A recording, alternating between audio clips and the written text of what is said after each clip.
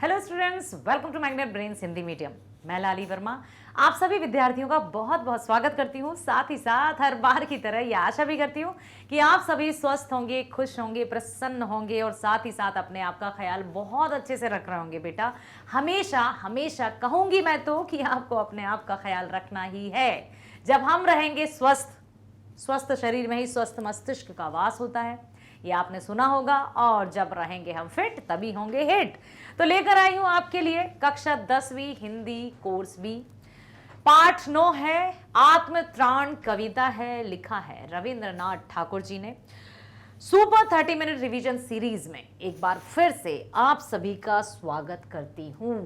अब बताइए, यहां पर क्या किसी को पता है कि रविंद्रनाथ जी ने आत्मत्राण कविता के माध्यम से क्या बताया है? क्या कहा है? आत्मत्राण मतलब मुझे तार दो हे परमात्मा, मेरी नैया को पार लगा दो, ऐसी प्रार्थना की है? या फिर मुझे कोई बाधा या किसी भी तरह की विघ्न ना आए मेरे जीवन में, ऐसी प्रार्थना की है? या फिर उन्होंने ये बताया है कि बाधाएं आए आने दो, मुश्किलें आए आने दो, लेकिन मुझे उन बाधाओं को, उन मुश्किलों को सहने की शक्ति दो। क्या यही बताया है? बिल्कुल सही, वेरी गुड। यदि आपने ये याद रखा है तो बहुत बढ़िया। चलते हैं कुछ कविता से संबंधित महत्वपूर्ण प्रश्नों की ओर, जो आपको परीक्षा में बहुत अच्छे अंक दिला सकते हैं। आत्मत्राण कविता में कवि किससे क्या प्रार्थना करता है? कवि ने क्या प्रार्थना की है? आत्मत्राण कविता में कवि ईश्वर से प्रार्थना करते हुए भय मुक्त होकर, मतलब निडरता के साथ, भय मुक्त होकर मतलब निडरता, भय से मुक्त मतलब भय यदि होगा तो इसमें कौन सा वो होगा? भय से मुक्त कौन सा समास होगा? कौन सा होगा, जल्दी बताइए। अपादान कारक, कारक कौन सा होगा इसमें? अपादान कारक, अपादान कारक होगा और तत्पुरुष समास होगा। तो ये भी आप याद रखते जाओ, क्योंकि आ रही है बात भय मुक्त मतलब भय से मुक्त, भय से दूर हो जाए। तो जहां पर बात अलगाव की होती है और से लगा रहता है तो वो हो जाता है अपादान कारक, तो ये हो जाता है तत्पुरुष। जहां कारक विभक्तियों का प्रयोग होता है से, के, में, का, की, पर, यदि इस तरह की कारक विभक्तियों का प्रयोग होता है तो तत्पुरुष होता है। और यदि से, ये करण से भी होता है ना, तो वो से अलग होता है और ये से अलग होने के लिए है। भय से मुक्त मतलब भय से दूर, निडरता के साथ, निडरता भी कह सकते हैं इसको। ठीक। आत्मत्राण कविता में कवि ईश्वर से प्रार्थना करते हुए भय मुक्त होकर बाधाओं को दूर करने की शक्ति मांगता है और आत्मबल एवं पुरुषार्थ की कामना भी करता है कि मुझे आत्मबल देना, मैं परोपकार कर सकूं, ऐसी भावना देना प्रभु। यही प्रार्थना करते हैं कि मैं भय से मुक्त होकर सभी बाधाओं को दूर कर सकूं, मेरे अंदर परोपकार की भावना हो। इस तरह की प्रार्थना कवि करते हैं।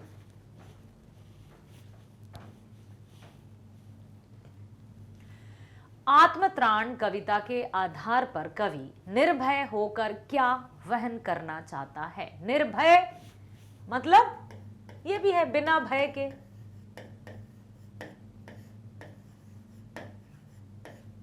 ठीक है, बिना भय के। तो आत्मत्राण कविता के आधार पर कवि निर्भय होकर क्या वहन करना चाहता है? क्या वहन करना चाहता है?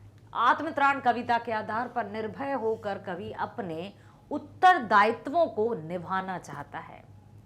सभी अपने जो कर्म हैं, उत्तरदायित्व हैं, जो भी जिम्मेदारी हैं, उनको भली भांति निभाना चाहता है। सच में ये जो जिम्मेदारी कहते हैं ना, भगवान उन्हीं के कंधों पर अधिक जिम्मेदारी सौंपता है जिन पर उसको भरोसा होता है कि ये अच्छे से निभा पाएंगे।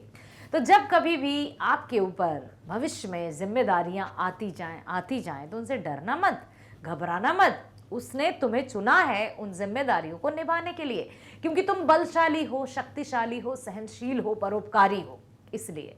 ठीक है। सुख के दिनों में कवि को क्या अपेक्षा है कि अक्सर क्या होता है, दुख में सुमिरन सब करे, सुख में करे न कोई, और जो सुख में सुमिरन करे तो दुख काहे को होई। यहां पर कहने का तात्पर्य यह है कि परमात्मा को अक्सर दुख में तो याद कर लिया जाता है कि हे प्रभु हमें बचाओ, ऐसा वैसा, और जब खुश होते हैं, प्रसन्न होते हैं, सुखी होते हैं तो उसको भूल ही जाते हैं। यदि ऐसा है तो बस कवि यही प्रार्थना कर रहे हैं, जैसे कि मनुष्य की प्रवृत्ति अक्सर होती है कि वो दुख में याद करता है लेकिन सुख में नहीं करता है, भूल जाता है। तो कवि प्रार्थना करते हैं कि हे प्रभु बस इतनी कृपा करना कि मैं सुख में भी आपको एक भी पल के लिए ना भूलूं। हे परमात्मा सदैव मेरे मन में विराजित रहना, मुझे सद्बुद्धि देना कि मैं सुख के दिनों में भी आपको हृदय में बसा कर रखूं, आपका स्मरण करूं। और दुख में भी उन्होंने कहा है, सुख में क्या कहा है कि मैं भूल ना जाऊं। क्या लिखा है, कवि को सुख के दिनों में अहंकार मुक्त होकर विनम्र रहने की अपेक्षा है कि अहंकार से दूर रहूं। यह भी अहंकार मुक्त मतलब अहंकार से मुक्त, यहां भी अपादान कारक ही आएगा, तत्पुरुष समास आएगा। कवि को सुख के दिनों में अहंकार मुक्त होकर विनम्र रहने की अपेक्षा है कि मैं अहंकारी ना बन जाऊं। सुख के दिन जहां कहता ना व्यक्ति मुझे किसी की जरूरत नहीं है, जरूरत है प्रभु, आपकी जरूरत है हमेशा हमेशा के लिए। परमात्मा कितना भी सुख आए मेरे जीवन में, लेकिन हे प्रभु मेरे मन में कभी भी अहंकार की भावना ना आए, मैं हमेशा विनम्र होकर जीवन जीना चाहता हूं। दुख आने पर कवि क्या नहीं करना चाहता, उत्तर क्या होगा इसका, क्या नहीं करना चाहता। क्या नहीं करना चाहता, प्रार्थना करना नहीं चाहता। क्या कहा था कि हे प्रभु जब मुझ पर दुखों का पहाड़ भी क्यों ना टूट जाए, लेकिन उस वक्त उस समय भी मुझे तुम पर जरा सी भी शंका ना हो, मुझे जरा सा भी संदेह ना हो। नहीं होने लगता ऐसा कि जरा सा दुख आया या कुछ आया तो कहते तू है या नहीं, जब से तेरी पूजा कर रहे थे। कुछ लोग कहते हैं चलो नहीं पूजना, वो भगवान कैसा जो हमारी रक्षा नहीं कर रहा है। तो दुख के दिनों में कभी भी मैं तुझ पर संशय ना करूं। तेरे बस प्रभु इतनी शक्ति देना, इतनी बुद्धि देना कि मैं हमेशा तुझसे जुड़ा रहूं, अपने आप से जोड़े रखना परमात्मा, यही प्रार्थना करती हूं। ठीक है। तो कवि ने क्या कहा है, दुख आने पर कवि ईश्वर पर कोई संशय नहीं करना चाहता, कोई संदेह नहीं करना चाहता।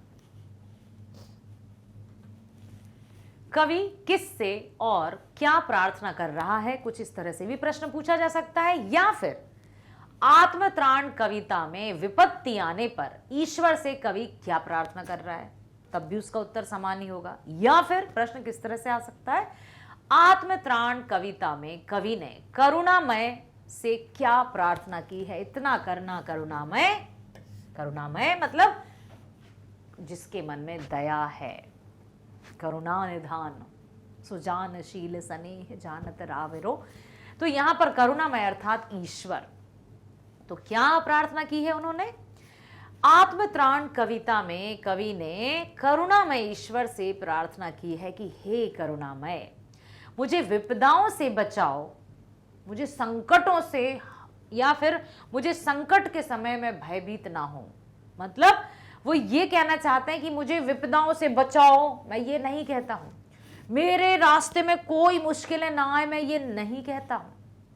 मेरे रास्ते में या मेरे जीवन में कोई बाधा उत्पन्न ना हो, मैं ये नहीं कहता हूं। पर हे प्रभु, हे करुणामय, इतना अवश्य कहता हूं कि संकट के समय मैं कभी भयभीत ना हो जाऊं, मैं साहस के साथ उन सभी समस्याओं का समाधान कर सकूं। परमात्मा हे प्रभु ऐसी कृपा कर देना, दुखों पर मैं विजय प्राप्त कर सकूं, बल और पुरुषार्थ नहीं हिले, किसी भी तरह से मेरी जो शक्ति है उसमें मैं निर्बल ना हो जाऊं। अपने आप को निर्बल ना समझने लगूं।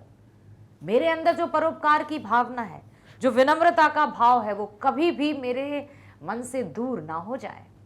मैं कभी भी अहंकार जैसी मोह माया के जाल में ना फंस जाऊं प्रभु, ये प्रार्थना करती हूं। हानि उठाने की क्षमता प्रदान करो, क्योंकि जीवन है लाभ, हानि, सुख, दुख, हंसना, रोना, सब कुछ लगा रहता है। लेकिन हर एक स्थिति में मैं अपने आप को स्थिर रख सकूं, किसी भी तरह से मैं विचलित ना हो जाऊं। ठीक है, हर एक जो भी हानि प्राप्त होगी, क्योंकि मनुष्य जीवन है, हानि होगी, दुख होगा, तो उस हानि को सहने की क्षमता भी हो मुझ में प्रभु, मेरा साहस कभी खोने ना पाए। दुख आने पर भी मैं आप पर कोई संशय ना करूं, तथा सुखों में मेरा कल्याण करना प्रभु। मैं सुख में अहंकारी ना बन जाऊं, तुम्हें भूल ना जाऊं परमात्मा, इतनी कृपा करना। क्योंकि कहते हैं ना, थल थल में बसता है शिव ही, भेद ना कर क्या हिंदू मुसलमान, ज्ञानी है तो स्वयं को जान, वही है साहिब से पहचान। तात्पर्य यह है कि अक्सर हम मनुष्य सुख में, जब सुखी जीवन होता है ना, सब कुछ सुख, आराम, चैन जब मिलने लगता है, तो उसको लगता है ये घर, ये गाड़ी, ये बंगला, ये रूप, ये धन, ये दौलत, सब कुछ मेरा है, मैंने कमाया है। और जब मैं आ जाता है तब अहंकार आ जाता है। कबीरदास जी की एक साखी है, जब मैं था तब हरि नहीं, अब हरि है मैं नहीं। यहां पर मैं का अर्थ है अहंकार। जब मैं था तब हरि नहीं, अर्थात जब अहंकार मन में होता है तो वहां परमात्मा निवास नहीं करते हैं, और जब परमात्मा निवास करते हैं तो अहंकार नहीं आता है। तो हे परमात्मा, हे प्रभु, सदा मेरे मन में विराजित रहना, ताकि मैं कभी भी अहंकार जैसी भावना के वश में ना हो जाऊं। ठीक है, समझ आया बेटा?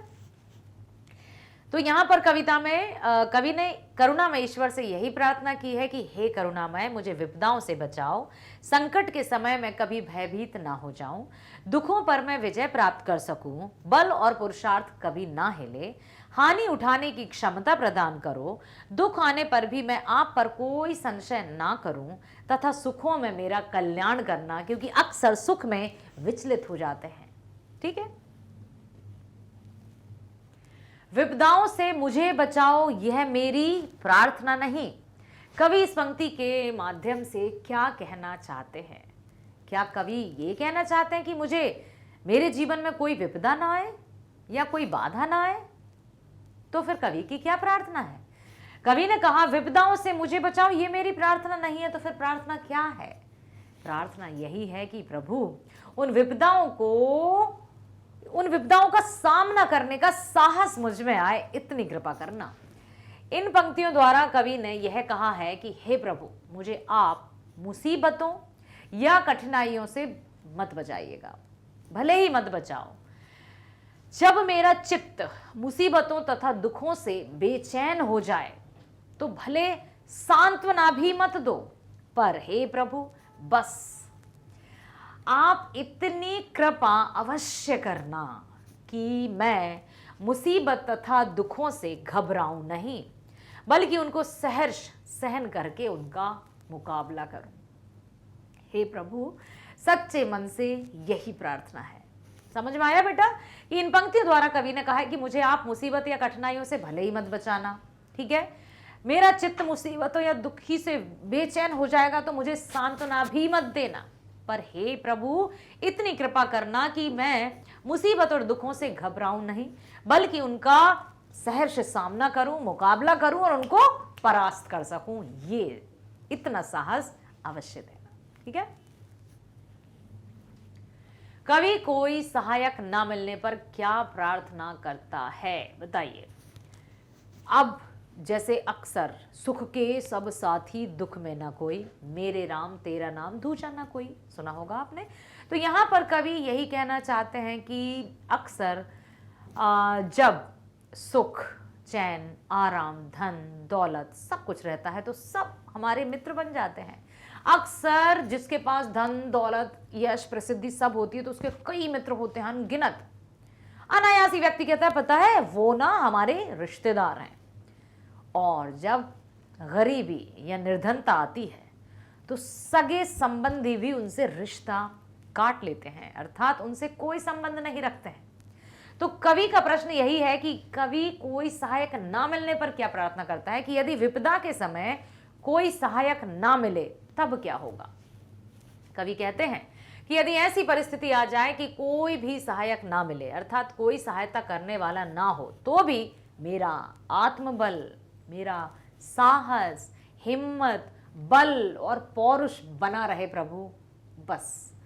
अर्थात कवि ईश्वर से साहस मांग रहा है ताकि वह दुखों का सामना कर सके। प्रभु यही देना, क्योंकि मनुष्य जीवन, जैसा मैं हमेशा बताती हूं कि जीवन है तो उतार चढ़ाव आएंगे ही।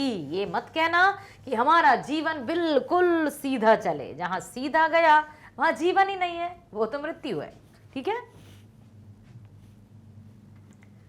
आत्मत्राण कविता के आधार पर बताइए कि दुख और कष्टों के आने पर कवि ईश्वर से क्या चाहता है। बताइए क्या चाहता है कवि।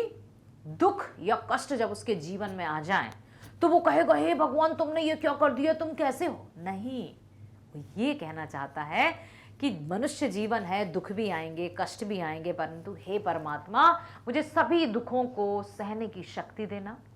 मेरा बल, मेरा पौरुष, मेरा साहस, मेरी हिम्मत कुछ भी हिले नहीं। कवि ईश्वर से विपदाओं से बचने की प्रार्थना नहीं करता अथवा दुख संताप से परेशान हृदय को सांत्वना देने की प्रार्थना भी नहीं करता। तो क्या करता है, वह केवल यह प्रार्थना करता है कि वह विपदाओं से विचलित और भयभीत ना हो। वह निर्भीक होकर उनका सामना करने की शक्ति चाहता है परमात्मा से। आत्मत्राण कविता की पंक्ति तब मुख पहचानू छिन छिन में का भाव अपने शब्दों में लिखिए। तो इसका भाव यह है कि मैं अपना सिर झुकाकर सुख के दिनों में सुख को पहचान कर समय को बिताते हुए दुख और सुख के महत्व को समझ, उसके लिए प्रभु आप मुझे धैर्य का गुण प्रदान करना।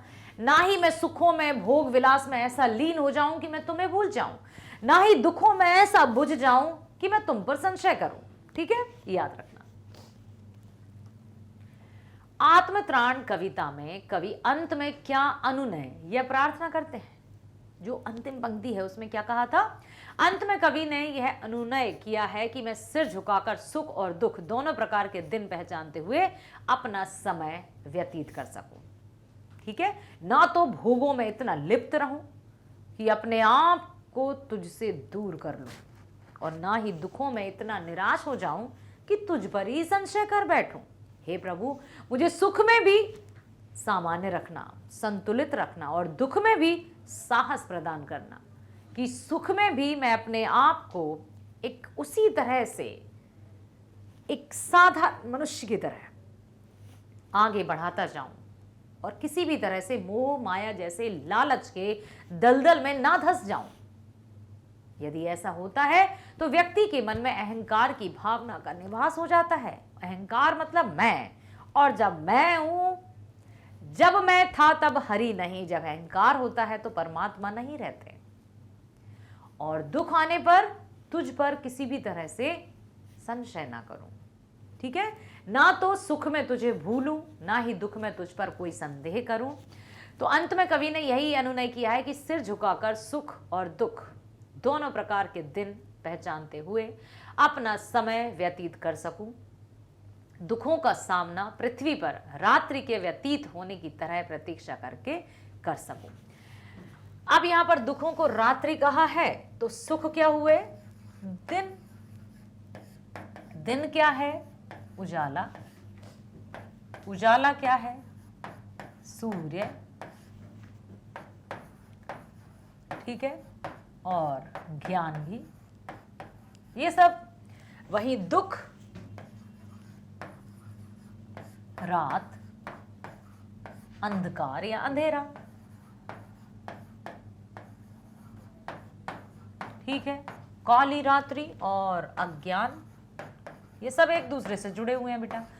कि सुख में अक्सर चकाचौंध में सब भूल जाता है मनुष्य, ईश्वर को भी भूल जाता है। बस बस प्रभु प्रार्थना है तुझसे कि कभी भी मैं सुख के दिनों में भी तुझे ना भूलूं और ना ही दुख कि जो काली रात है, अंधेरी रात है, उसमें तुझ पर कोई संशय करूं।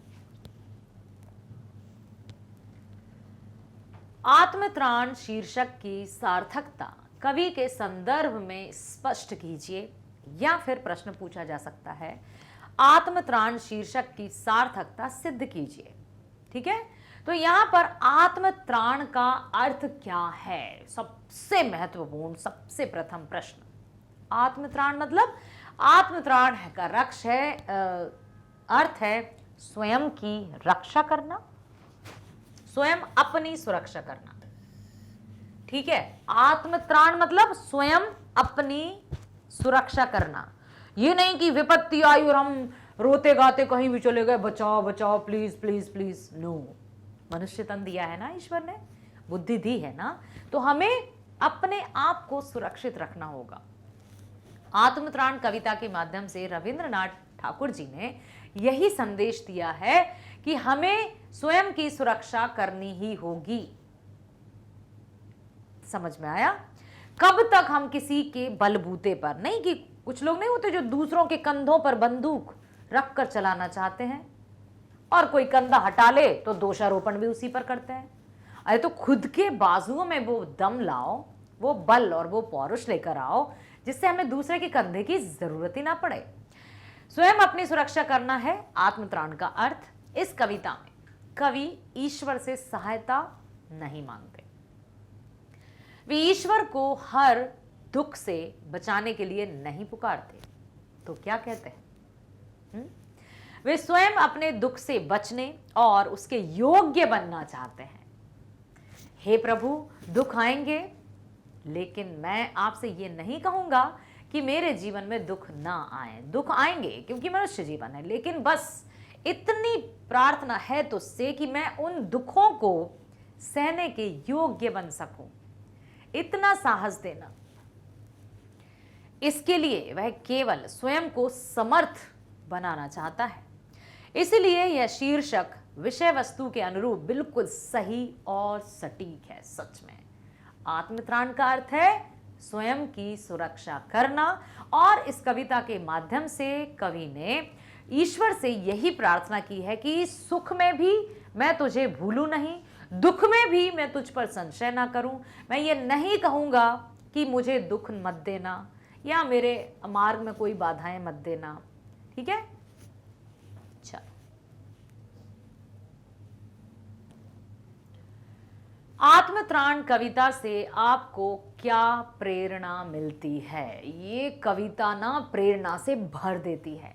यदि इस कविता को ही हमने अपने जीवन में ढाल लिया, अपना लिया, तो हम सभी कष्टों का, दुखों का, बाधाओं का, विघ्नों का सामना कर सकते हैं। बेटा बिल्कुल सही है। एक कविता हमें जीवन के हर मार्ग को दिखाकर चली गई है। एक कविता हमें हर एक जो जीवन का उतार चढ़ाव है ना, उससे रूबरू करा गई है। क्या बताया इस कविता में? अक्सर हम कहते हैं ना कि हे प्रभु, तुम मुझे तार देना, इस भवसागर से पार लगा देना, दुखों से मेरी रक्षा करना, मुसीबतों से बचाना। यही सुनते आए ना हम अक्सर प्रार्थनाओं में कि भगवान के दर पर गए हैं, प्रभु कष्ट ना आए हमारे जीवन में, दुखों से निवारण करना, बहुत सारी, मतलब यही प्रार्थना अब तक हम सुनते आए हैं। लेकिन ये एक अनोखी, बहुत ही सुंदर और वास्तविक कविता है जो मनुष्य को अपनी शक्ति, अपनी हिम्मत, अपने साहस से पहचान कराती है कि हम मनुष्य हैं। सिर्फ कहने के लिए नहीं, हमारे अंदर जोश है, जुनून है, साहस है, हिम्मत है, हम सब कुछ कर सकते हैं। बस प्रभु, तुमने हमें मनुष्य का जो जीवन दिया है उसमें हमें साहस प्रदान करना, ताकि हर एक सुख दुख में हम संतुलन बनाकर रह सकें, ना तो दुख में अत्यधिक घबराएं और ना ही सुखों में इतने लीन रहें कि अपने आप को ही भूल जाएं और तुझे भी भूल जाएं। तो यहां पर कवि ने क्या कहा है बेटा? कवि यही कहना चाहते हैं कि यह कविता हमें प्रेरणा देती है कि हम भी संसार के दुखों से ना भागकर उन्हें निडर होकर सहन करें। किसी भी तरह से हमें डर ना लगे, अर्थात साहस देना, बस उन पर विजय पाएं और आस्थावान बने रहें। अक्सर सुख में भूल गए, दुख में संशय हो गया। हम परमात्मा से दुख सहन करने की शक्ति मांगेंगे और हम सुख में भी परमात्मा को याद करना तथा उनके प्रति कृतज्ञता प्रकट करना न भूलें। कृतज्ञता का अर्थ मैं बता दूं, कृतज्ञता मतलब उपकार मानना, आभार व्यक्त करना। किसी के प्रति हम आभार व्यक्त करते हैं ना, उसको कृतज्ञता कहते हैं, ठीक। और इसी का विलोम होता है कृतज्ञता। कृ आधा घा न और ता। कृतज्ञता मतलब होता है उपकार या आभार ना मानना, ठीक है। इसका विलोम होता है ये। कृतज्ञता मीन्स आभार मानना, कृतज्ञता मीन्स आभार ना मानना। किसी ने कुछ अच्छा किया तो कौन सी बड़ी बात कर दी, कर दिया तो कर दिया, हम कभी कर देंगे? नो। जब हमारे साथ कोई अच्छा व्यवहार करता है तो हमें कृतज्ञता का भाव अवश्य उसके साथ प्रकट करना चाहिए, ठीक है। आत्मत्राण कविता का मुख्य संदेश क्या है? तो आत्मत्राण कविता का मुख्य संदेश है हम आत्मनिर्भर बनकर जीवन जिएं, किसी पर आश्रित ना रहें। यदि हम किसी पर आश्रित रहे तो हमारे मनुष्य होने का कोई अर्थ ही नहीं है, फिर तो हम पशु की तरह हो गए ना। क्योंकि मनुष्य ने हमें ईश्वर ने हमें समर्थ शक्तिवान बनाया है, तन दिया है, मन दिया है, बुद्धि दिया है, बल, पौरुष, साहस सब कुछ दिया है। उसके बाद भी यदि हम दूसरों पर निर्भर रहें तो फिर लानत है। तो हम आत्मनिर्भर बनकर जीवन जिएं। हम अपने मन की शक्ति को पहचान कर विषम परिस्थितियों का सामना करें, ठीक है। विषम परिस्थितियां मतलब कठिन परिस्थितियां, जो बाधाएं, ठीक है। हम सुख दुख दोनों ही अवस्थाओं में एक समान रहकर भगवान को याद करें। ना तो सुखों में उसको भूल जाएं और ना ही दुखों में उस पर ही संशय करने लगे कि तू है या नहीं है, नहीं पूजा करेंगे, नहीं मंदिर जाएंगे, यदि तू होता तो ये संकट ना आता। नहीं, इस तरह की बातें कदापि नहीं करना है, क्योंकि वो है तभी हम हैं, ये सत्य है, ठीक है। आत्मत्राण कविता की प्रार्थना अन्य प्रार्थना गीतों से भिन्न है। कैसे सिद्ध कीजिए? अभी हमने कहा ना कि जब जब भी हमने कभी प्रार्थनाएं सुनी है तो बस यही सुनिए कि हे प्रभु, हमें दुखों से बचाना, भवसागर से पार कर देना, हमें विपत्तियों से हमारी रक्षा करना। लेकिन ये कविता हमें क्या बताती है? क्या इसने ये बताया कि हे प्रभु हमारी दुखों से रक्षा करना या हमारे जीवन में दुख ना आए? ये कविता एकदम अलग है और बहुत अच्छी है। यदि इस कविता को पूरी तरह से ध्यान से पढ़ा जाए, समझा जाए और जीवन में लागू किया जाए ना, तो हम बहुत अच्छे से, बहुत शक्ति के साथ अपना जीवन व्यतीत कर सकते हैं। कवि की यह प्रार्थना अन्य जो अनेक प्रार्थना है ना, उनसे बहुत भिन्न है। अधिकांश प्रार्थनाओं में कष्ट हरने, इच्छा पूर्ति करने की याचना और ईश्वर आश्रय का अनुग्रह होता है। प्रभु रक्षा करना, कृपा करना, ठीक है। इसमें परमात्मा से आत्मविश्वास, मनोबल दृढ़ करने की कामना, कर्मठता, स्वावलंबन मतलब आत्मनिर्भरता की याचना की गई है कि कष्ट दुख आने दीजिए, लेकिन बस उनको सहन कर सके इतनी शक्ति देना। अपनी इच्छाओं की पूर्ति के लिए आप प्रार्थना के अतिरिक्त और क्या क्या करते हैं? तो हम स्वयं के परिश्रम और श्रम द्वारा इच्छाओं की पूर्ति करते हैं। जो इच्छाएं सरलता से पूर्ण हो सकती हैं उनके लिए कोशिश करते हैं, और जो आसानी से नहीं प्राप्त होती हैं उनके लिए मेहनत करते हैं, खुद पर भरोसा रखते हैं। यही बताया है इस कविता में। आशा करती हूं आपने बहुत ही धैर्यपूर्वक इस कविता को सुना है, समझा है, इसके मर्म को जान लिया है। तो बेटा इस कविता को ध्यान में रखते हुए खुद पर भरोसा रखिए, परीक्षाएं बहुत अच्छे से करके आइएगा। मेरी शुभकामनाएं आपके साथ है, परिणाम बहुत अच्छा होगा। जितनी हम मेहनत करेंगे उतना हमें फल मिलता है। चलिए मिलते हैं नेक्स्ट वीडियो में। स्वस्थ रहिए, खुश रहिए, ऑल द बेस्ट।